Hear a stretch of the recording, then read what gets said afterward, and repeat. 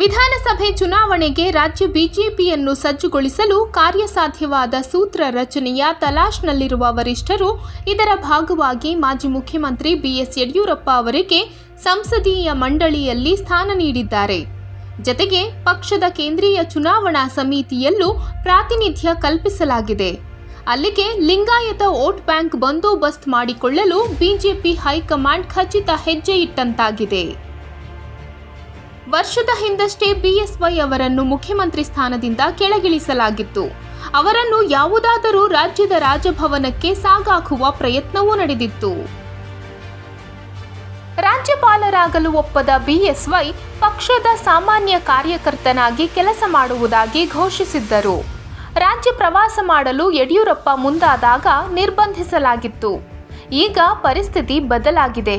ಅಂದ್ರೆ ವಿಧಾನಸಭೆ ಚುನಾವಣೆ ಸನಿಹದಲ್ಲಿದೆ. ಹಾಗಾಗಿ ಬಿಎಸ್ವೈ ಅವರತ್ತ ಹೈಕಮಾಂಡ್ ದೃಷ್ಟಿ ಬಿದ್ದಿದೆ. ಈ ಬೆಳವಣಿಗೆ ಇನ್ನೊಂದು ಅರ್ಥದಲ್ಲಿ ಕಾಂಗ್ರೆಸ್ಗೆ ನೀಡಿರುವ ಸ್ಮಾರ್ಟ್ ಕೌಂಟರ್ ಎಂದು ವಿಶ್ಲೇಷಣೆ ಮಾಡಬಹುದು.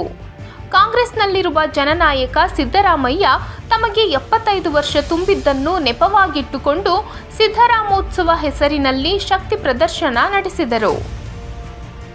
ಕಾಂಗ್ರೆಸ್ ಜಾಣ್ಮೆಯಿಂದ ಅದನ್ನು ತನ್ನದಾಗಿಸಿಕೊಂಡಿತು.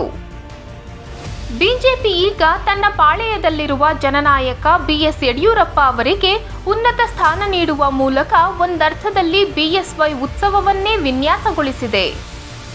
ಬಿಜೆಪಿಯ ಪಾರ್ಲಿಮೆಂಟರಿ ಬೋರ್ಡ್ ಪಕ್ಷದ ಅತ್ಯುನ್ನತ ನೀತಿ ನಿರೂಪಣಾ ವೇದಿಕೆ. ಕೇಂದ್ರೀಯ ಚುನಾವಣಾ ಸಮಿತಿಯು ನಿರ್ಣಾಯಕವಾದುದು. ಈ ಎರಡೂ ಕಮಿಟಿಗಳಿಗೆ ಸದಸ್ಯರಾಗಿರುವ ಬಿಎಸ್ವೈ ಅವರು ಬಿಜೆಪಿ ರಾಷ್ಟ್ರೀಯ ಅಧ್ಯಕ್ಷ ಜೆಪಿ ನಡ್ಡಾ, ಪ್ರಧಾನಿ ನರೇಂದ್ರ ಮೋದಿ, ಕೇಂದ್ರ ಗೃಹ ಸಚಿವ ಅಮಿತ್ ಶಾ ಅವರಂತಹ ಪ್ರಮುಖರು ನಡೆಸುವ ಸಭೆಗಳಲ್ಲಿ ಭಾಗಿಯಾಗಲಿದ್ದಾರೆ.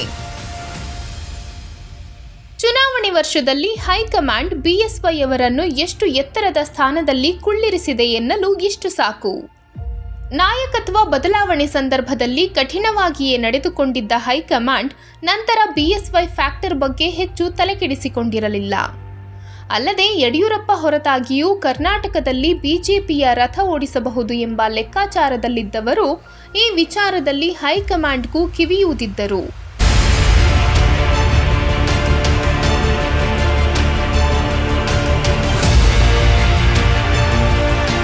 ಇದೇ ಕಾರಣಕ್ಕೆ ಕೆಲ ದಿನಗಳ ಹಿಂದೆ ರಾಜ್ಯಕ್ಕೆ ಆಗಮಿಸಿದ್ದ ಅಮಿತ್ ಶಾ ಅವರು ಬಿಎಸ್ವೈ ಅವರೊಂದಿಗೆ ಸುದೀರ್ಘವಾಗಿ ಚರ್ಚಿಸಿದ್ದರು.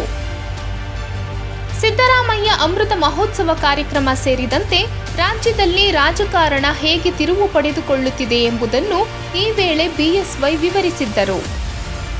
ಈ ಮಾತುಕತೆಯ ಫಲಶ್ರುತಿ ಎಂಬಂತೆ ಪಕ್ಷದ ಅತ್ಯುನ್ನತ ಸಮಿತಿಗಳಿಗೆ ಬಿಎಸ್ವೈ ಅವರನ್ನು ನೇಮಿಸಿಕೊಳ್ಳಲಾಗಿದೆ. ಇನ್ನು ಬಿಜೆಪಿಯಲ್ಲಿ ನರೇಂದ್ರ ಮೋದಿ ಪರ್ವ ಪ್ರಾರಂಭವಾದ ಮೇಲೆ ಹಿರಿಯರಿಗೆ ಮಾರ್ಗದರ್ಶಕ ಮಂಡಲಕ್ಕೆ ನೇಮಿಸಲಾಗುತ್ತದೆ. ಎಲ್ಕೆ ಅಡ್ವಾಣಿ, ಡಾಕ್ಟರ್ ಮುರಳಿ ಮನೋಹರ್ ಜೋಶಿ, ಜಶ್ವಂತ್ ಸಿಂಗ್, ಯಶವಂತ ಸಿನ್ಹಾರಂತಹ ಪ್ರಮುಖರನ್ನ ನೇಪಥ್ಯಕ್ಕೆ ಸರಿಸಲಾಗಿತ್ತು. ಯಡಿಯೂರಪ್ಪ ವಿಷಯದಲ್ಲೂ ಹೈಕಮಾಂಡ್ ಹೀಗೆಯೇ ನಡೆದುಕೊಂಡಿತ್ತು. ಆದರೆ ಕರ್ನಾಟಕದ ಮಟ್ಟಿಗೆ ವೋಟ್ ಬ್ಯಾಂಕ್ ಹಿಡಿದಿಟ್ಟುಕೊಳ್ಳಲು ಮತ್ತೊಬ್ಬ ನಾಯಕ ಬಿಜೆಪಿಗೆ ಕಾಣಿಸಿಲ್ಲ. ಹಾಗಾಗಿ 80ರ ಆಸುಪಾಸಿನಲ್ಲಿರುವ ಬಿಎಸ್ವೈ ಮತ್ತೆ ಪಕ್ಷಕ್ಕೆ ಅನಿವಾರ್ಯವಾಗಿದ್ದಾರೆ.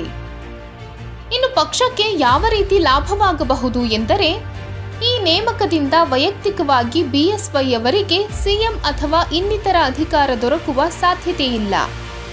ಬಿಜೆಪಿಗೆ ಲಿಂಗಾಯತರ ಬೆಂಬಲ ಮುಖ್ಯ.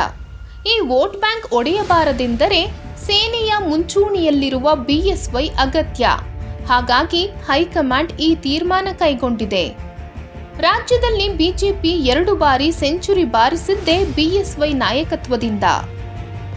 2008ರಲ್ಲಿ 110 ಮತ್ತು 2018ರಲ್ಲಿ 104 ಸ್ಥಾನ ಬಂದಿದೆ. ಪಕ್ಷ ಪುನಃ ಶತಕ ತಲುಪಲು ಬಿಎಸ್ವೈ ಅನಿವಾರ್ಯವೆಂಬುದು ಹೈಕಮಾಂಡ್ಗೆ ಮನವರಿಕೆಯಾಗಿದೆ.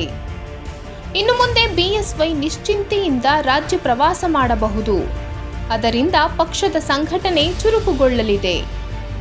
ಈ ಬಾರಿ ವಿಚಿತ್ರ ಸನ್ನಿವೇಶದಲ್ಲಿ ಲಿಂಗಾಯತ ಮತ ಬ್ಯಾಂಕ್ ಛಿದ್ರವಾಗುವ ಲಕ್ಷಣ ಕಾಣಿಸಿತ್ತು. ಅದರ ಲಾಭ ಪಡೆಯಲು ಕಾಂಗ್ರೆಸ್ ಹೊರಟಿತ್ತು. ಅದಕ್ಕೀಗ ಹೆಚ್ಚು ಕಡಿಮೆ ಬ್ರೇಕ್ ಬಿದ್ದಂತಾಗಿದೆ. ಲಿಂಗಾಯತ ಸಮಾಜಕ್ಕೆ ಆದ್ಯತೆ ನೀಡಲಿದೆ ಎಂಬ ಸಂದೇಶ ಬಿಎಸ್ವೈ ನೇಮಕದಲ್ಲಿದೆ. ಇದು ಸಿಎಂ ಬೊಮ್ಮಾಯಿ ಅವರಿಗೂ ನಿರಾಳತೆ ತರುವ ವಿದ್ಯಮಾನ. ಬಿಎಸ್ವೈ ಮುಂಚೂಣಿಯಲ್ಲಿ ನಿಂತು ಪಕ್ಷಕ್ಕೆ ಯಶಸ್ಸು ಸಿಕ್ಕರೆ ಮುಖ್ಯಮಂತ್ರಿ ಸ್ಥಾನದಲ್ಲಿರುವ ಬೊಮ್ಮಾಯಿಯವರಿಗೂ ಅದರ ಕ್ರೆಡಿಟ್ ನಿರೀಕ್ಷಿತ. ಇನ್ನು ಬಿಎಸ್ವೈ ಅವರಿಂದ ಮತ್ತೇನು ನಿರೀಕ್ಷೆ ಇರಬಹುದು ಎಂದರೆ, ಬಿಎಸ್ವೈ ನಂತರದಲ್ಲಿ ಬಿವೈ ವಿಜಯೇಂದ್ರ ಅವರನ್ನು ಮುಂಚೂಣಿಗೆ ತರಬೇಕೆಂಬ ಅಪೇಕ್ಷೆ ಅವರ ಕುಟುಂಬದಲ್ಲಿದೆ. ಅದರಂತೆ ವಿಜಯೇಂದ್ರ ಈಗಾಗಲೇ ರಾಜ್ಯ ಬಿಜೆಪಿ ಉಪಾಧ್ಯಕ್ಷರಾಗಿದ್ದಾರೆ. ರಾಜ್ಯಾದ್ಯಂತ ಜನಸಂಪರ್ಕ ಹೊಂದಿರುವ ಅವರು ಎಲ್ಲ ಸಮುದಾಯದ ಒಲವು ಗಳಿಸುವ ಪ್ರಯತ್ನದಲ್ಲಿದ್ದಾರೆ. ಮುಂದಿನ ಚುನಾವಣೆಯಲ್ಲಿ ಶಿಕಾರಿಪುರ ಕ್ಷೇತ್ರದಿಂದ ಸ್ಪರ್ಧಿಸುವ ಸಾಧ್ಯತೆ ಇದೆ. ಜತೆಗೆ ಬಿಜೆಪಿ ಅಧಿಕಾರಕ್ಕೆ ಬಂದರೆ ವಿಜಯೇಂದ್ರ ಅವರನ್ನು ಪ್ರಮುಖ ಹುದ್ದೆಯಲ್ಲಿ ನೋಡಬೇಕೆಂಬ ನಿರೀಕ್ಷೆಯೂ ಅವರ ಅಭಿಮಾನಿಗಳಲ್ಲಿದೆ. ಅದಕ್ಕಿನ್ನೂ ಕಾಲ ಪಕ್ವವಾಗಿಲ್ಲ. ಇನ್ನು ವಿಜಯೇಂದ್ರ ಮತ್ತು ಅವರ ಸಹೋದರ ರಾಘವೇಂದ್ರ ಇಬ್ಬರನ್ನೂ ಚುನಾವಣೆ ರಾಜಕಾರಣದಲ್ಲಿ ಹೈಕಮಾಂಡ್ ಮುಂದುವರಿಸಲಿದೆಯಾ ಎಂಬ ಚರ್ಚೆಯೂ ಇದೆ. ಇನ್ನು ಸಂಸದೀಯ ಮಂಡಳಿಗೆ ಬಿಎಸ್ವೈ ಆಯ್ಕೆಯಾಗಿರುವುದು ಪಕ್ಷಕ್ಕೆ ಹೆಚ್ಚು ಲಾಭವನ್ನು ತರುತ್ತದೆ. ಇಡೀ ರಾಜ್ಯದ ರಾಜಕಾರಣದ ಸ್ಪಷ್ಟ ಅನುಭವ ಇರುವ ಕೆಲವೇ ರಾಜಕಾರಣಿಗಳಲ್ಲಿ ಯಡಿಯೂರಪ್ಪ ಅವರು ನಿಸ್ಸಂದೇಹವಾಗಿ ಒಬ್ಬರು. ಅವರಿಗೆ ಇಡೀ ರಾಜ್ಯದ ಮೂಲೆ ಮೂಲೆಗಳ ಬೆಳವಣಿಗೆಗಳ ಅರಿವಿದೆ. ಹಾಗಾಗಿ ಅವರಿಗೆ ಹೆಚ್ಚಿನ ಸ್ವಾತಂತ್ರ್ಯ ಕೊಡುವುದರಿಂದ ಪಕ್ಷಕ್ಕೆ ಹೆಚ್ಚಿನ ಪ್ರಯೋಜನವಾಗಲಿದೆ. ಇದನ್ನು ಮನಗಂಡೇ ಹೈಕಮಾಂಡ್ ಈ ನಿರ್ಧಾರ ತೆಗೆದುಕೊಂಡಿದೆ. ಜೊತೆಗೆ ಯಡಿಯೂರಪ್ಪ ಅವರು ವೀರಶೈವ ಲಿಂಗಾಯತ ಸಮುದಾಯದ ದೊಡ್ಡ ನಾಯಕರಾಗಿರುವುದು ಆ ಪಕ್ಷಕ್ಕೆ ಅನುಕೂಲವಾಗಲಿದೆ. ಇದರಿಂದ ಪಕ್ಷದ ನಾಯಕರಿಗೆ ಇದ್ದ ಗೊಂದಲ ನಿವಾರಣೆಯಾಗಿ ತೀರ್ಮಾನಗಳು ಸುಲಭದಲ್ಲಿ ಆಗಲಿವೆ. ಈ ಹಿಂದೆ ಯಡಿಯೂರಪ್ಪ ಅವರು ಅಧಿಕಾರದಲ್ಲಿ ಇದ್ದ ಸಂದರ್ಭದಲ್ಲಿ ಅವರ ಪುತ್ರ ವಿಜಯೇಂದ್ರ ಅವರ ಹಸ್ತಕ್ಷೇಪದ ಆರೋಪಗಳು ಕೇಳಿಬಂದಿದ್ದವು. ಈಗ ಆ ಆರೋಪ ಮತ್ತಷ್ಟು ಹೆಚ್ಚಾಗುವ ಸಾಧ್ಯತೆಗಳನ್ನು ತಳ್ಳಿಹಾಕುವಂತಿಲ್ಲ. ಇದನ್ನು ಹೈಕಮಾಂಡ್ ಅಥವಾ ಯಡಿಯೂರಪ್ಪ ಹೇಗೆ ಸಂಭಾಳಿಸಿಕೊಳ್ಳುತ್ತಾರೆ ಎಂಬುದರ ಮೇಲೆ ಪಕ್ಷದ ಮುಂದಿನ ನಡೆ ನಿರ್ಧಾರವಾಗಲಿದೆ.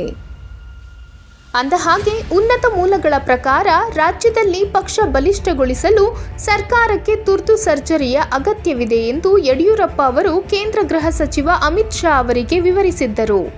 ಈ ಹಿನ್ನೆಲೆ ಯಡಿಯೂರಪ್ಪ ಅವರಿಗೆ ಗೌರವದ ಸ್ಥಾನ ನೀಡಿರುವ ವರಿಷ್ಠರು ಕರ್ನಾಟಕದಲ್ಲಿ ಪಕ್ಷ ಸರ್ಕಾರಕ್ಕೆ ಸರ್ಜರಿ ಮಾಡಲು ತಯಾರಿ ನಡೆಸಿದ್ದಾರೆ ಎಂಬುದು ಇದೇ ಮೂಲಗಳ ಹೇಳಿಕೆಯಾಗಿದೆ. ಇದರ ಭಾಗವಾಗಿ ರಾಜ್ಯ ಸಚಿವ ಸಂಪುಟ ಪುನರ್ರಚನೆ ಕಾರ್ಯ ನಡೆಯಲಿದೆ ಎಂದು ಹೇಳಲಾಗಿದ್ದು, 5 ಜನ ಹಿರಿಯ ಸಚಿವರನ್ನು ಕೈಬಿಟ್ಟು 10 ಜನರನ್ನು ಹೊಸದಾಗಿ ಸೇರ್ಪಡೆ ಮಾಡಿಕೊಳ್ಳುವುದು ಬಿಜೆಪಿ ವರಿಷ್ಠರ ಚಿಂತನೆ ಎಂದು ಹೇಳಲಾಗಿದೆ. ಒಂದು ವೇಳೆ ಹಿರಿಯ ಸಚಿವರಲ್ಲದೇ ಇದ್ದರೆ ಅಧ್ಯಕ್ಷರು ಅನಿಸಿಕೊಂಡ ಕೆಲವರನ್ನು ಕೈಬಿಟ್ಟು 10 ಜನರನ್ನು ಹೊಸದಾಗಿ ನೇಮಕ ಮಾಡಬಹುದೇ ಎಂಬ ಬಗ್ಗೆಯೂ ವರಿಷ್ಠರು ಯೋಚಿಸುತ್ತಿದ್ದಾರೆ. ಒಟ್ಟಿನಲ್ಲಿ ಈ ತಿಂಗಳ ಅಂತ್ಯದ ವೇಳೆಗೆ ರಾಜ್ಯದಲ್ಲಿ ಪಕ್ಷ ಮತ್ತು ಸರ್ಕಾರಕ್ಕೆ ಸರ್ಜರಿ ಮಾಡಲು ವರಿಷ್ಠರು ಬಯಸಿದ್ದಾರೆ ಎಂದು ಮೂಲಗಳು ಹೇಳಿದ್ದು, ಈ ಬೆಳವಣಿಗೆ ಬಿಜೆಪಿಯಲ್ಲಿ ಸಂಚಲನ ಉಂಟುಮಾಡಿದೆ.